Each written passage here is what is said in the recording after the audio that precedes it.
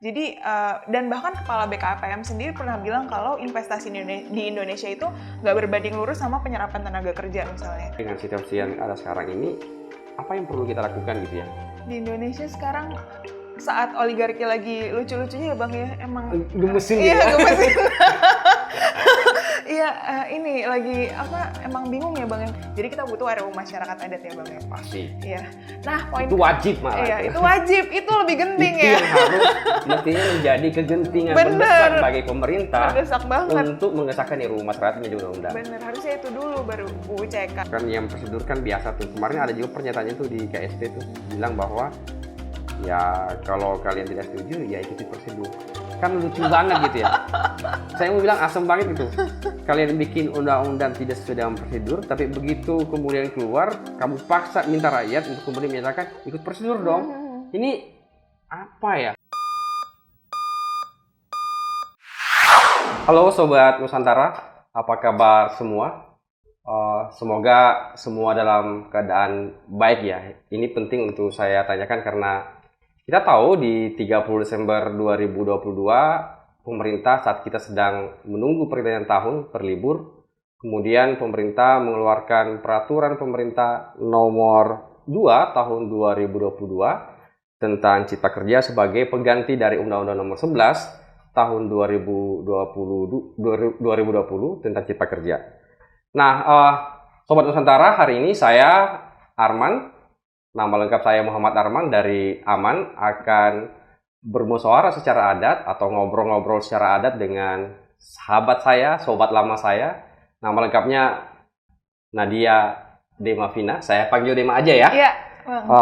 Dari Perkumpulan Huma, satu organisasi yang konsen pada isu-isu pembaruan hukum di sektor sumber daya alam dan pluralisme hukum. Dan kita tahu persis bahwa teman-teman di Huma, salah satunya Dema ini adalah orang yang jangan ngomongin soal hukum. Jadi hari ini kita ngobrol soal Perpu ya, Dem. Gimana kabarmu?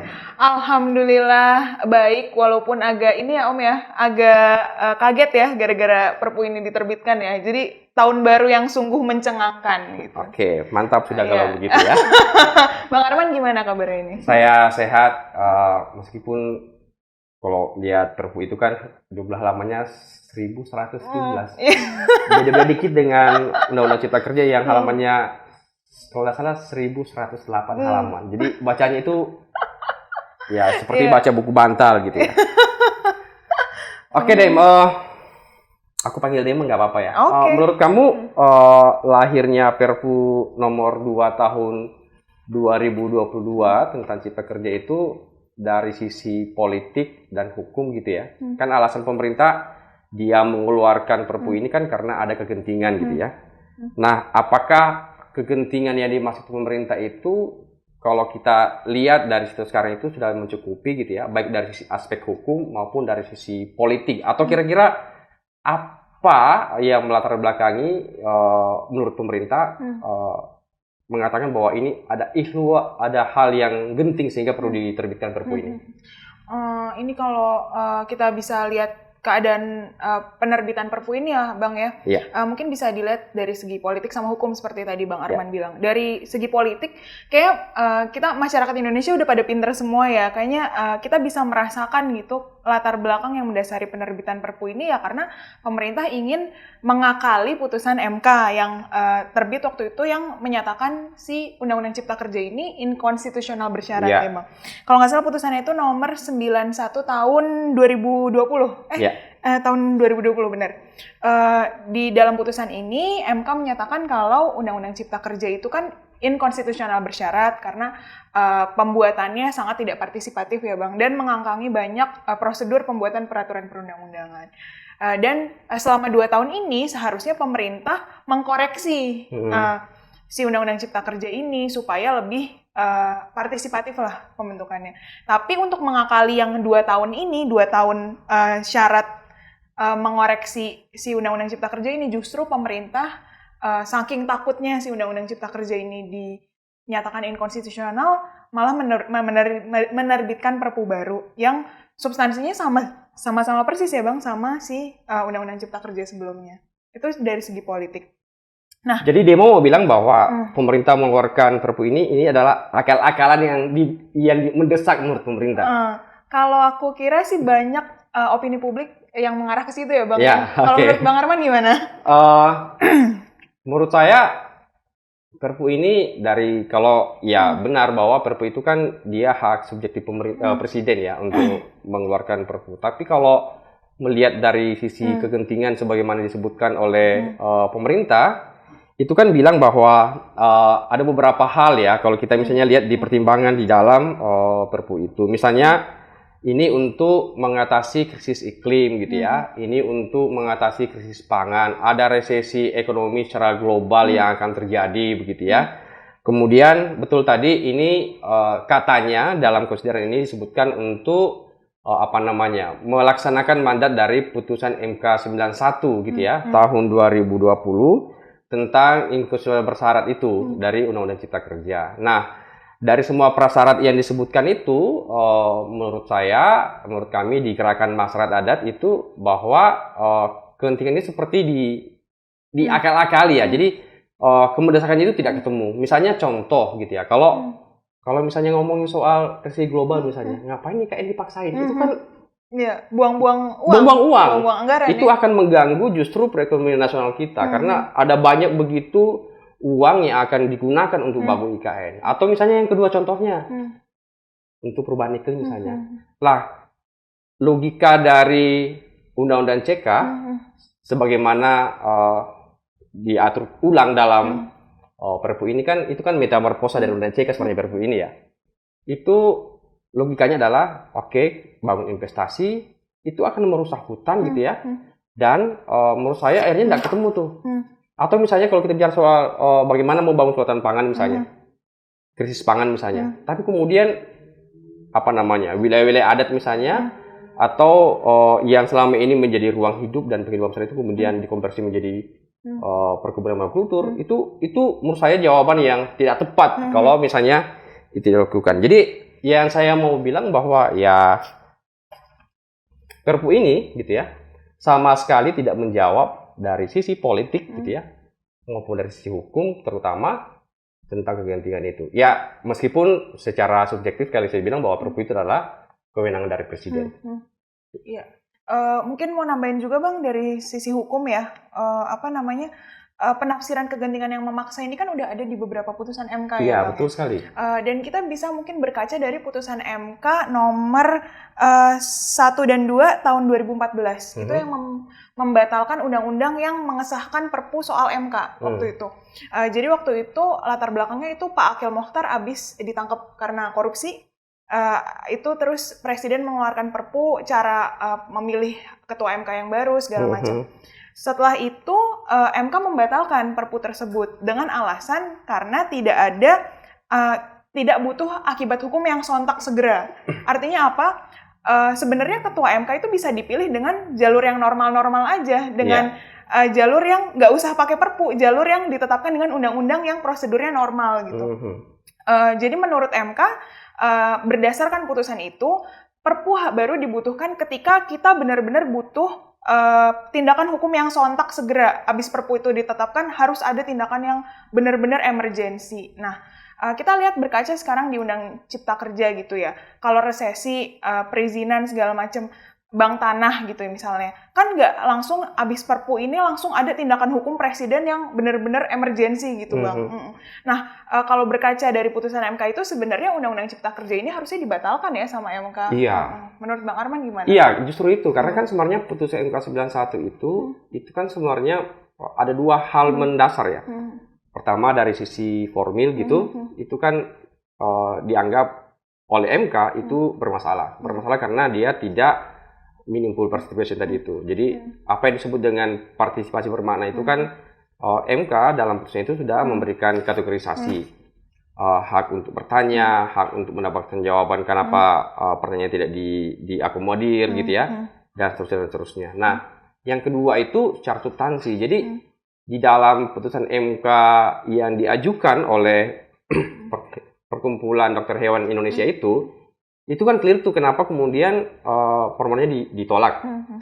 Karena disebut MK dalam pertimbangannya bilang begini, ini tidak bisa kami, bukan ditolak, tapi tidak dapat diterima karena sudah ada putusan MK 91 yang menyatakan bahwa Undang-Undang Cipta Kerja itu inkonstitusional bersyarat dan perlu 2 tahun untuk memperbaikinya.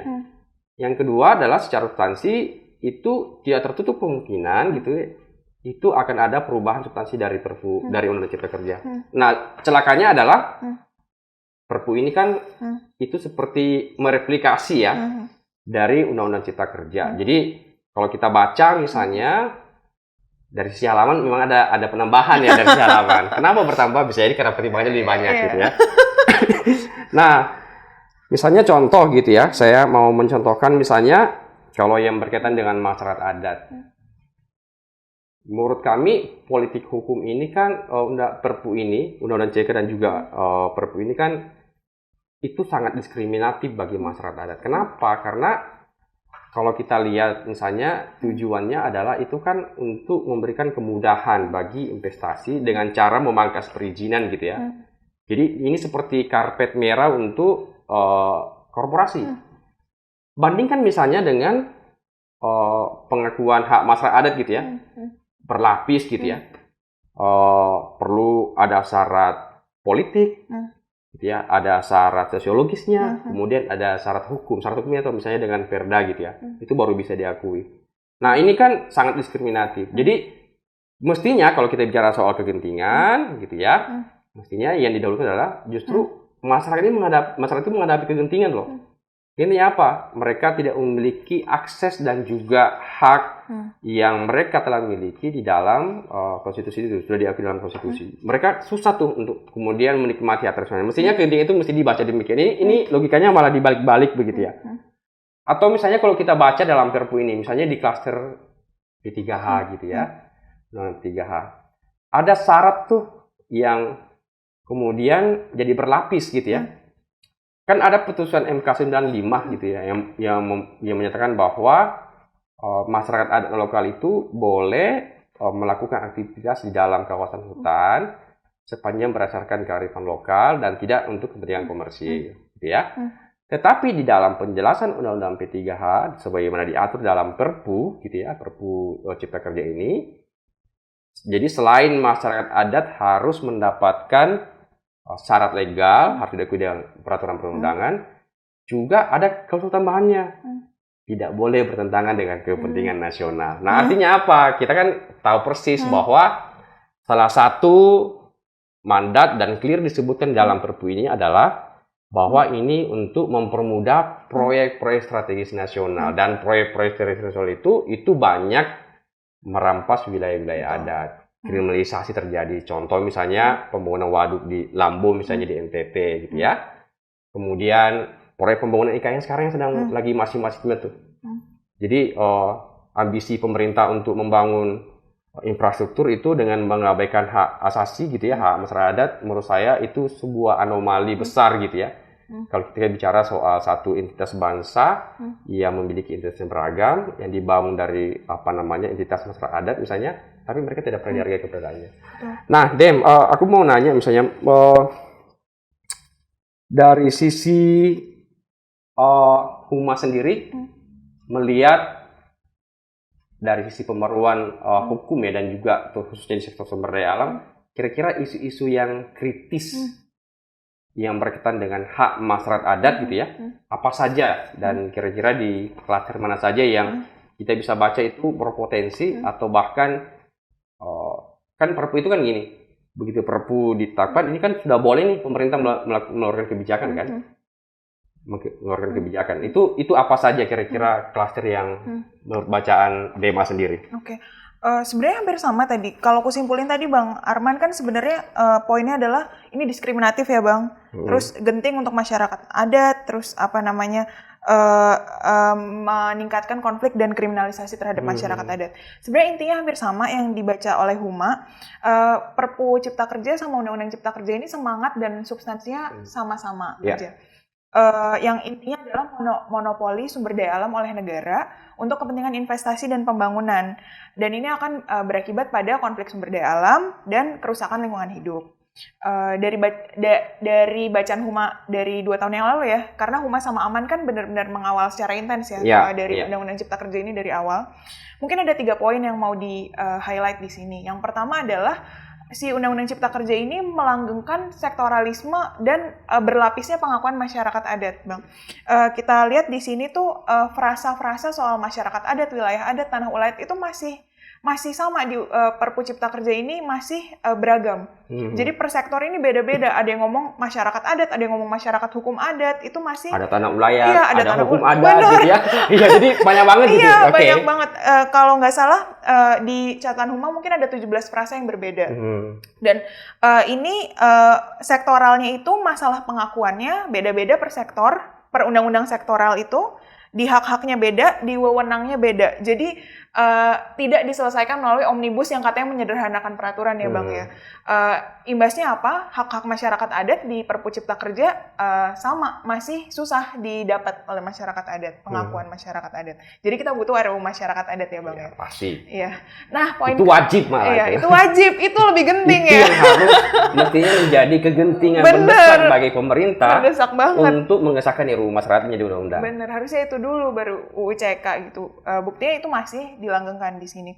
Poin kedua adalah masih sama, di Perpu yang ini ada 7 bidang usaha yang mendapat kemudahan dan ini akan berimbas pada konflik SDA. Yang pertama proyek strategis nasional, yang kedua kawasan ekonomi khusus, yang ketiga food estate, yang keempat usaha-usaha ekstraktif dengan kemudahan khusus bagi usaha perkebunan dan pertambangan.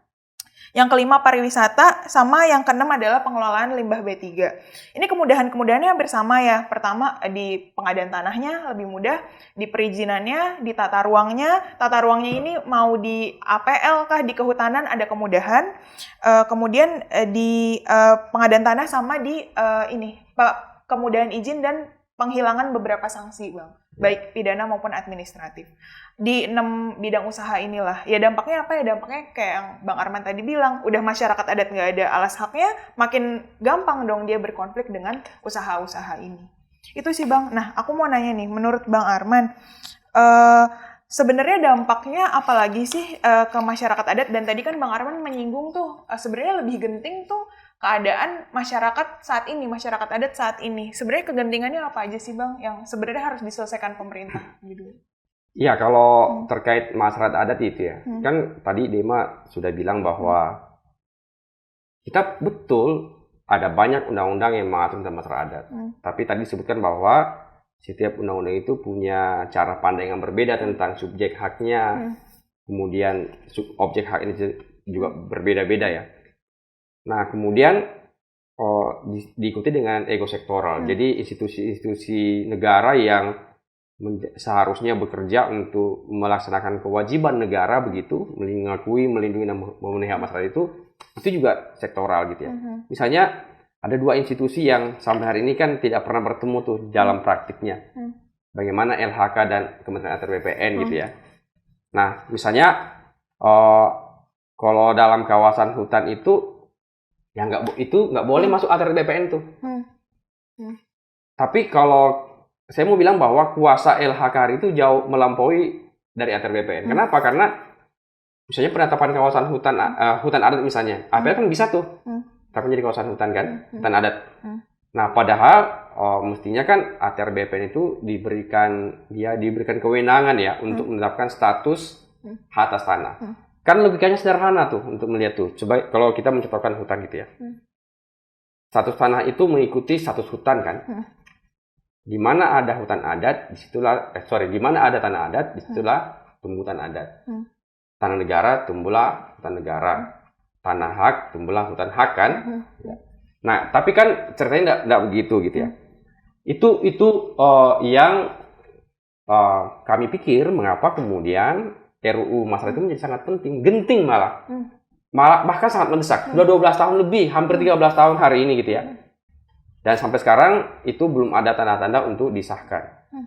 Nah, kembali ke soal Perpu misalnya. Kalau kita lihat Perpu gitu ya, hal yang paling prinsip sebenarnya dengan lahirnya Perpu Cipta Kerja ini, itu adalah, ini kan kalau kita baca misalnya, apa definisi Cipta Kerja sih di dalam Perpu itu, dia sebutkan begini.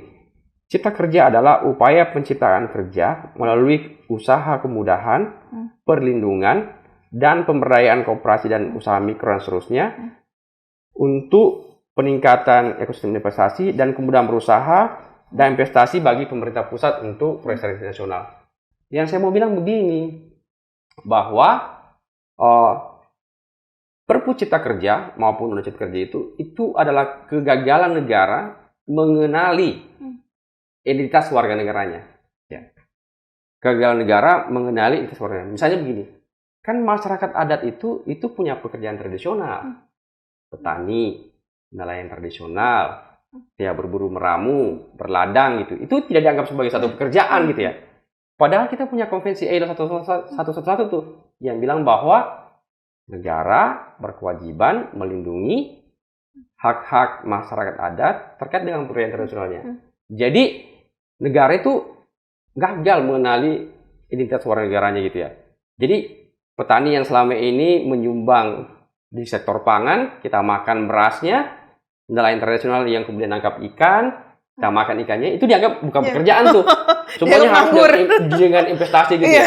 Jadi ya padahal kan yang namanya pekerjaan apapun itu tidak boleh kita nafikan bahwa petani nelayan tradisional itu berkontribusi dalam menjaga sumber-sumber pangan kita yang tersedia ini. Nah, logikanya dibalik dalam Undang-Undang Cipta Kerja ini. Tanah-tanah subur itu dikonversi jadi untuk investasi, bisa tambang, bisa perkebunan monokultur, macam-macam, food estate misalnya, yang sekarang oleh banyak pakar itu terancam gagal gitu ya.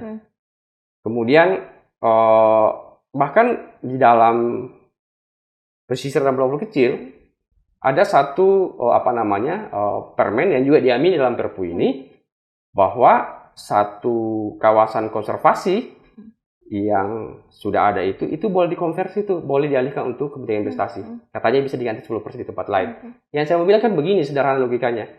Yang sudah bagus dirusak, kemudian mau merampas yang lain. Karena kan tidak ada satu jengkal tanah pun di Republik ini yang tidak punya tuan, gitu ya. Kenapa? Karena itu ada fungsinya masing-masing. Dan yang paling berbahaya adalah misalnya RT RW. Kan katanya harus ikut pada RT RW misalnya, tata ruang misalnya. Lah wilayah-wilayah adat aja itu nggak masuk dalam pengakuan RT RW kok. Atau misalnya kalau kita melihat gitu ya, data BPS saja bilang ada 33.000 lebih desa dalam kawasan hutan. Nah gimana tuh statusnya itu? Nah Perpu ini itu tidak menjawab soal itu. Bagaimana penyelesaian konflik terhadap wilayah-wilayah adat yang masuk dalam kawasan hutan? Bagaimana penyelesaian konflik misalnya wilayah tangkap nelayan tradisional itu yang kemudian diklaim sebagai kawasan konservasi laut misalnya. Itu gimana? Itu tidak ada jawabannya di sini sepanjang yang saya lihat. Tapi yang paling lucu itu menurut saya adalah ini tentu saja ada perdebatan ya. Karena kan melihat secara hukum, pakar hukum juga terbelah nih.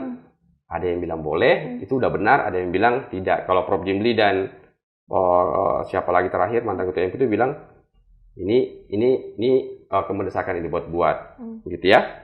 Jadi yang saya mau bilang bahwa justru lahirnya RUU undang-undang Cilaka yang kemudian di copy paste hampir secara utuh di dalam Perpu ini adalah pembangkangan terhadap konstitusi gitu ya, pembangkangan terhadap demokrasi dan negara hukum. Karena gini, MK kan bilang itu inkonstitusional. Tapi objeknya masih diatur di sini. Nah, itu jadi pertanyaan yang sangat lucu tuh. Dan menurut saya kita kehilangan satu negarawan yang bisa memahami hukum dan bagaimana hukum itu harusnya bekerja untuk rakyat. Iya, aku juga nggak tahu sih apakah di negara lain ada yang prakteknya sejungkir balik ini gitu Bang sebenarnya. Indonesia ini sangat futuristik ya. Futuristik. Iya. Mau nanya lagi nih ke Bang Arman, kan di Considerance di mana ini selalu ngangkat ini untuk kepentingan kesejahteraan rakyat gitu. Menurut Bang Arman benar nggak sih? Perpu ini kalau kita lihat karena dia untuk kemudian investasi gitu ya, terutama untuk strategis nasional itu, dalam pandangan saya itu justru akan semakin memperkuat oligarki. Oke, di dalam misalnya gini ya, kalau kita lihat misalnya salah satu contoh di sini. Di dalam Perpu ini kan izin-izin yang belum memenuhi syarat itu kan diberikan waktu sampai 2 November 2023 ya. Iya ya, aku lupa tanggalannya. Menurut saya itu, saya berusaha memahami kenapa kemudian harus sampai di November 2023. Itu tidak bisa dipisahkan dari tahun politik 2024. Ya. Jadi ini adalah pesta para oligarki, dan kemudian ketika pemegang izin yang belum mencukupi syaratnya di perizinan itu di tahun 2023 itu November itu tahun-tahun di mana kemudian koalisi akan dibangun. Nah, para penguasa akan bilang nih, oligarki begini nih, saya injak loh kakimu, kalau kamu tidak mau ngularin sesuatu, saya tidak perpanjang, saya bukukan izinmu, saya cabut izinnya dan seterusnya. Jadi Perpu ini adalah batu loncatan menuju 2024 yang kita tahu itu tahun politik gitu ya, tahun politik. Nah, artinya apa? Ini adalah pesta para bandit, pesta para oligarki, dan lagi-lagi gitu ya, masyarakat adat gitu ya, hak rakyat secara umum itu dikebiri sedemikian rupa, kemudian haknya tidak diakui, dan kita tahu juga tren legislasi dalam 5 tahun terakhir gitu ya, bahkan 10 tahun terakhir itu hampir semua itu tidak untuk masyarakat adat, tidak untuk rakyat kecil gitu ya, semua untuk kepentingan oligarki, kepentingan ekonomi.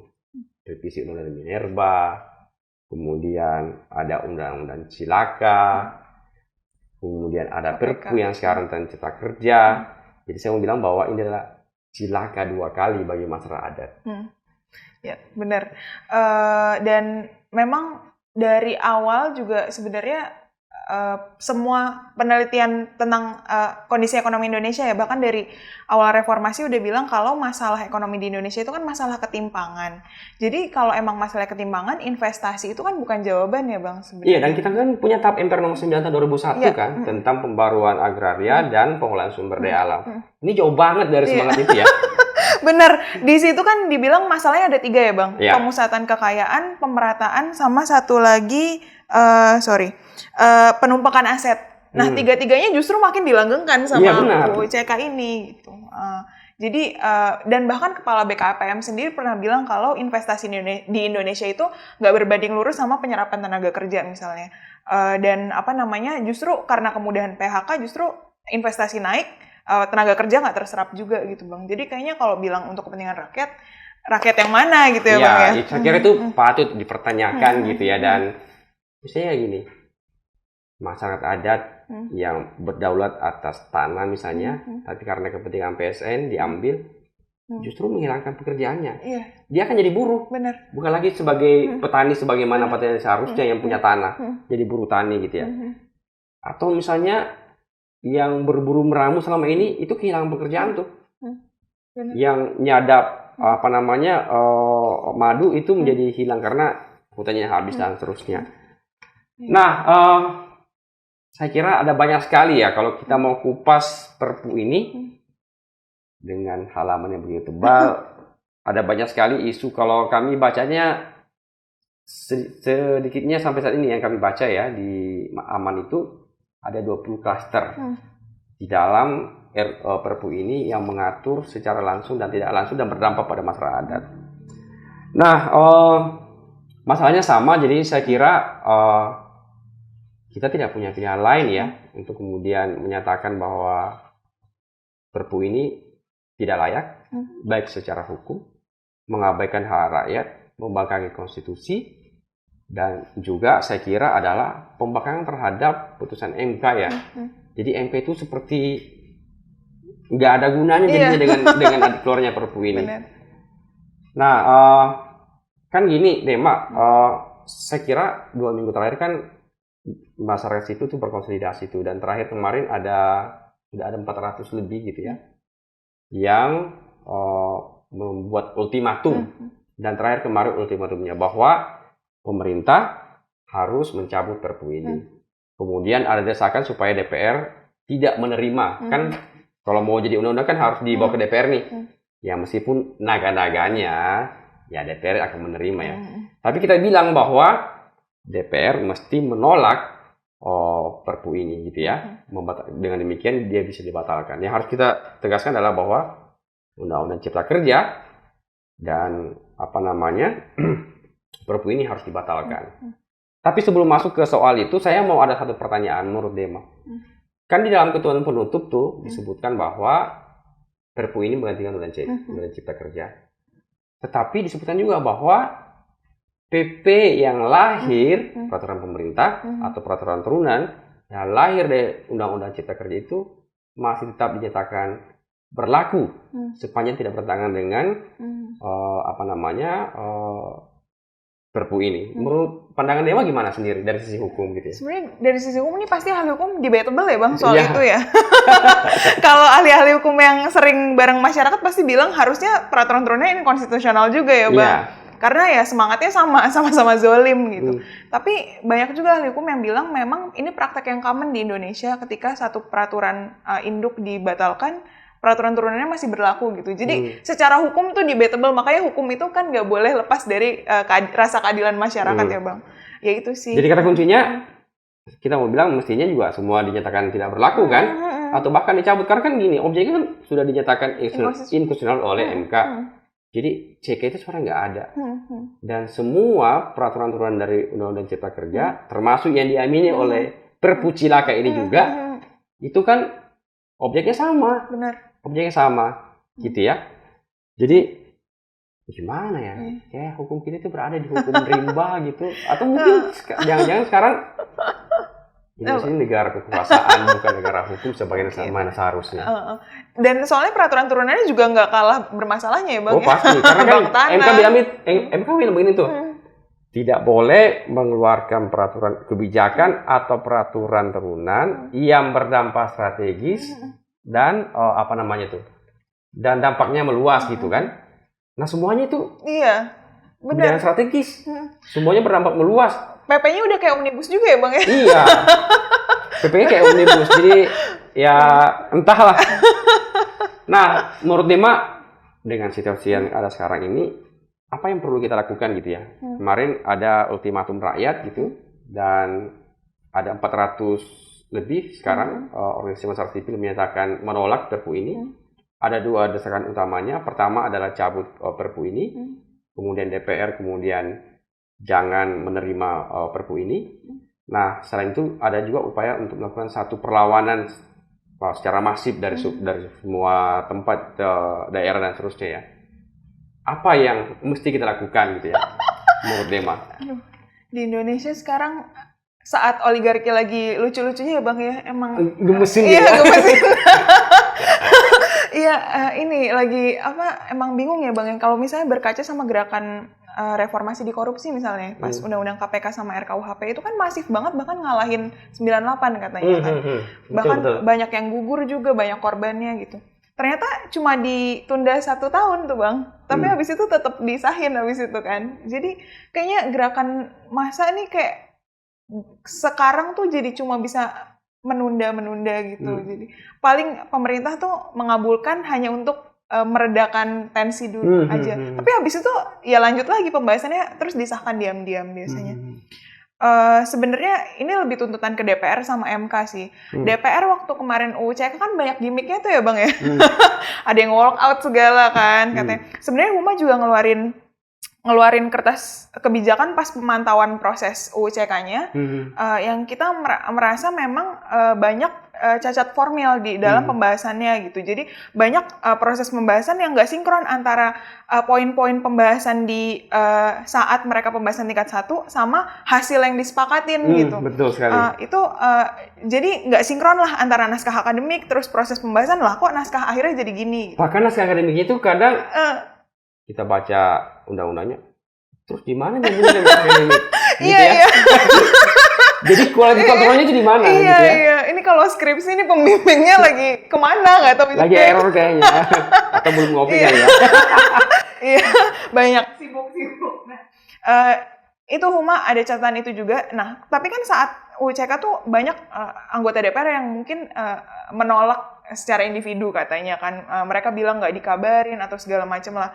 Lah kalau kayak gitu buktikan yang sekarang jangan disetujuin dong gitu. Jadi yang penyesalan katanya waktu UCK yang sampai walk out itu ya sekarang buktiin nggak usah disahin dong kan, substansinya sama gitu dan sama-sama nggak partisipatif gitu. Itu untuk DPR, untuk MK ya MK pernah juga membatalkan itu di Perpu soal MK. Saat ini saatnya MK juga ntar kalau misalnya masyarakat sipil akhirnya menggugat gitu judicial review ya MK pertahankan dong semangatnya kalau ini tuh inkonstitusional. Iya. Iya saya Bang kira. Arman gimana? Tetap ini ya. Jadi kalau diskusi kita kan sebenarnya pilihannya ada beragam tuh. Kalau teman-teman yang mau tempuh jalur litigasi silakan gitu ya.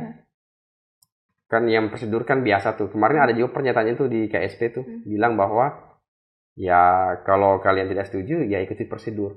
Kan lucu banget gitu ya. Saya mau bilang asem banget gitu.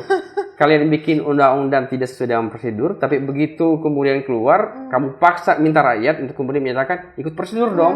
Ini apa ya? Jadi seperti mau membodoh-bodohi kita gitu ya rakyat Indonesia. Kemudian kedua adalah saya kira memang sudah saatnya gitu bagi kita masyarakat sipil untuk kembali bahwa melakukan aksi-aksi serentak gitu ya. Saya kira selain jalur formal tadi itu lewat upaya gugatan, jalur-jalur soal upaya pembangkaman sosial itu juga hal yang penting. Bagi kami misalnya di Gerakan Masyarakat Adat ini menjadi satu refleksi mendalam gitu ya, untuk kemudian mengembalikan semangat pelangisasi wilayah adat. Paling tidak dalam waktu dekat kami akan berkonsolidasi dan kita akan sampaikan ke seluruh komunitas masyarakat adat. Ada 2.312 hari ini. Itu di wilayah itu dipasangi pelang gitu ya, sama seperti ketika MK 35. Tanah ini adalah wilayah adat milik masyarakat ini, tidak untuk kepentingan korporasi dan menyatakan menolak Perpu. Itu yang kira-kira di dalam pandangan kami yang mesti kita lakukan gitu ya, karena kita tahu persis bahwa Perpu ini akan bekerja di tingkat tapak di bagi masyarakat adat gitu. Karena kan ini kan Perpu yang rakus tanah, rakus sumber daya alam, jadi ngobrol gitu ya untuk kepentingan investasi, yang akan menjadikan masyarakat adat itu menjadi buruh di atas tanahnya sendiri, dia akan tersingkir dan seterusnya. Nah terakhir Dema, menurut Dema selain tadi itu misalnya masih percaya sih nggak sih dengan proses-proses di MK misalnya itu? Coba dong kasih satu bisikan kira-kira apa yang bisa membuat kita percaya diri untuk kemudian masuk di MK. Gimana ya Bang? Yang jelas sistem hukum itu kan nggak hanya substansi ya Bang, tapi betul. Struktur sama budaya hukum juga ya. Jadi ketika kita mau maju ambil jalur hukum, kita harus lihat struktur hukum sama budaya hukumnya. Itu sih Bang, maaf ya Bang, ini agak fake. Aku takut dikriminalisasi. Iya ya, karena apalagi sekarang ada banyak sekali jebakan di dalam undang-undang yang sewaktu-waktu bisa kritik itu dijawab dengan pembungkaman gitu ya. Beberapa dan kemarin kalau tidak salah ada satu TikTok yang kemudian dilaporkan oleh salah satu partai gitu ya, karena dianggap itu menghina salah satu pimpinan partai politik di Indonesia. Jadi saya kira takut ya. Ketakutan itu adalah keberanian yang tersembunyi yang mesti kita bunyikan. Kira-kira begitu. Iya. Aku merinding banget loh pas Bang Arman tadi bilang Undang-Undang CK ini adalah kegagalan pemerintah melihat identitas warga negara Indonesia gitu. Iya, itu masih merinding sampai sekarang. Ya semoga besok-besok lebih baik ya pemerintah. Udah sih itu aja Bang. Oke, Dema, saya kira musyawarah adat kita hari ini cukup dulu.